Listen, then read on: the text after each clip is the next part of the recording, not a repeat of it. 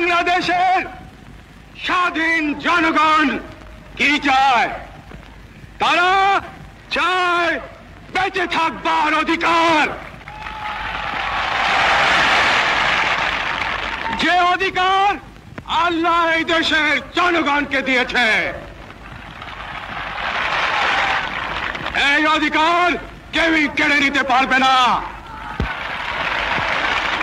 প্রিয় ভাইয়েরা, আমরা বেঁচে থাকবার মতো বেঁচে থাকতে চাই।